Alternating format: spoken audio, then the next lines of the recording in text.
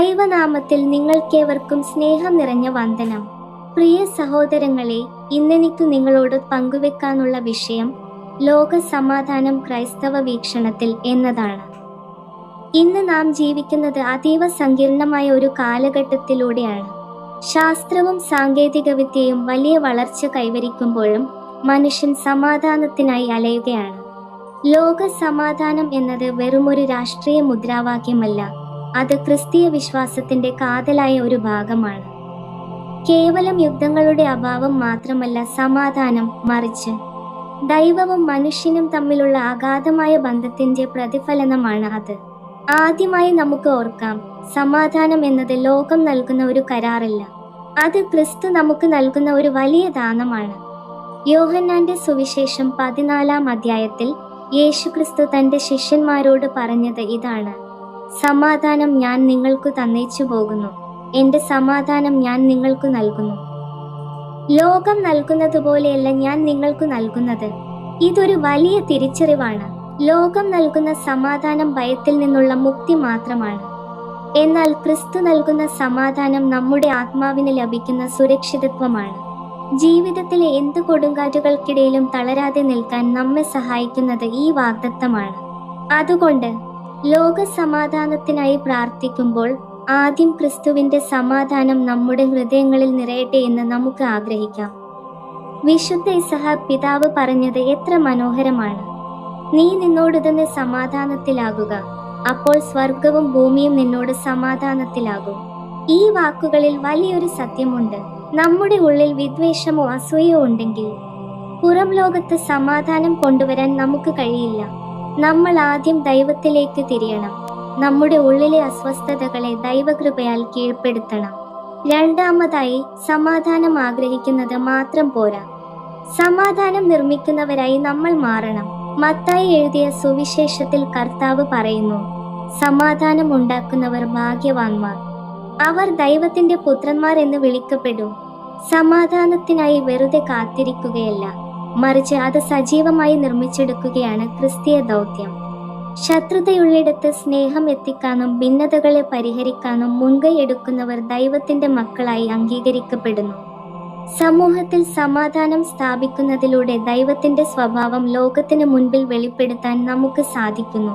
രണ്ടാമതായി, സമാധാനം ആഗ്രഹിക്കുന്നത് മാത്രം പോരാ, സമാധാനം നിർമ്മിക്കുന്നവരായി നമ്മൾ മാറണം. മത്തായി എഴുതിയ സുവിശേഷത്തിൽ കർത്താവ് പറയുന്നു: സമാധാനം ഉണ്ടാക്കുന്നവർ ഭാഗ്യവാന്മാർ, അവർ ദൈവത്തിന്റെ പുത്രന്മാർ എന്ന് വിളിക്കപ്പെടും. ഇവിടെ സമാധാനം ഉണ്ടാക്കുക എന്നതിനർത്ഥം സജീവമായ ഒരു ഇടപെടലാണ്. ശത്രുതയുള്ളിടത്ത് സ്നേഹം എത്തിക്കാനും ഭിന്നതയുള്ളിടത്ത് ഐക്യം കൊണ്ടുവരാനും നമ്മൾ ഓരോരുത്തരും പരിശ്രമിക്കണം. അന്ത്യോക്യയിലെ വിശുദ്ധ ഇഗ്നാത്തിയോസ് പിതാവ് പറഞ്ഞതുപോലെ, സമാധാനത്തേക്കാൾ ഉത്തമമായി മറ്റൊന്നുമില്ല. വിദ്വേഷത്തിന്റെ മതിലുകൾ തകർത്ത് സ്നേഹത്തിന്റെ പാലങ്ങൾ പണിയാൻ നമ്മൾ ഓരോരുത്തരും തയ്യാറാകണം. കുടുംബത്തിലും സഭയിലും സമൂഹത്തിലും സമാധാനം നിലനിർത്താൻ നാം നടത്തുന്ന വിട്ടുവീഴ്ചകൾ വലിയൊരു ആത്മീയ വിജയമാണ്. മൂന്നാമതായി, സമാധാനത്തെ നമ്മൾ എങ്ങനെയാണ് കാണുന്നത്? ലോകം പലപ്പോഴും സാമ്പത്തിക സുരക്ഷിതത്വത്തിലും അധികാരത്തിലുമാണ് സമാധാനം കാണുന്നത്. എന്നാൽ ക്രിസ്തീയമായ സമാധാനം നമ്മുടെ ബുദ്ധിക്ക് അതീതമാണ്. വിശുദ്ധ പൗലോസ് അപ്പോസ്തലൻ ഫിലിപ്പിയർക്ക് എഴുതിയ ലേഖനത്തിൽ പറയുന്നത്: സകല ബുദ്ധിയെയും കവിയുന്ന ദൈവസമാധാനം നിങ്ങളുടെ ഹൃദയങ്ങളെയും ചിന്തകളെയും ക്രിസ്തുയേശുവിൽ കാത്തു സൂക്ഷിക്കും എന്നാണ്. ദ്വേഷം ഒരു കാട്ടുതീ പോലെ പടരുമ്പോൾ അതിനെ അണയ്ക്കാൻ ലൗകികമായ ആയുധങ്ങൾക്കൊന്നും കഴിയില്ല. അവിടെയാണ് സ്വർഗീയമായ സമാധാനത്തിന്റെ പ്രസക്തി. സുറിയാനി സഭയിലെ മഹാപിതാവായ വിശുദ്ധ അപ്രേം പ്രാർത്ഥിച്ചത് ഇപ്രകാരമാണ്: സമാധാനത്തിന്റെ പ്രഭുവായ കർത്താവേ, നിന്റെ സമാധാനം ലോകത്തിന്റെ അതിരുകളോളം പകരപ്പെടട്ടെ. ഈ പ്രാർത്ഥന വെറുമൊരു വാക്കല്ല, അതൊരു വിളിയാണ്. നമ്മുടെ അതിരുകൾ കടന്ന് ഓരോ മനുഷ്യരിലേക്കും ഈ ശാന്തി എത്തണം എന്ന വലിയ ദർശനമാണത്.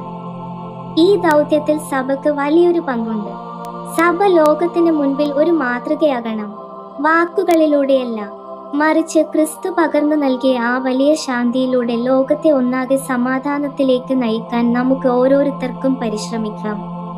ചുരുക്കത്തിൽ, ലോക സമാധാനം എന്നത് ഒരു വിദൂര സ്വപ്നമല്ല, മറിച്ച് അത് നാം ഓരോരുത്തരും ചേർന്ന് പടുത്തുയർത്തേണ്ട ഒരു യാഥാർത്ഥ്യമാണ്. വിദ്വേഷം വിതയ്ക്കുന്നവർക്കിടയിൽ സ്നേഹത്തിന്റെ ദൂതന്മാരായി നമുക്ക് മാറാം. ക്രിസ്തുവിന്റെ സമാധാനം നമ്മുടെ ഹൃദയങ്ങളിൽ നിറയുമ്പോൾ അത് താനെ സമൂഹത്തിലേക്കും പടരും. ലോകം നൽകുന്ന നശ്വരമായ സമാധാനത്തിനല്ല, ക്രിസ്തു വാഗ്ദാനം ചെയ്ത ശാശ്വതമായ സമാധാനത്തിനായി നമുക്ക് പരിശ്രമിക്കാം. പ്രസംഗം ഉപസംഹരിക്കുമ്പോൾ അപ്പോസ്തലനായ പൗലോസ് തെസ്സലോനിക്കർക്ക് നൽകിയ ആ വലിയ ആശംസ നമുക്കും ഏറ്റെടുക്കാം.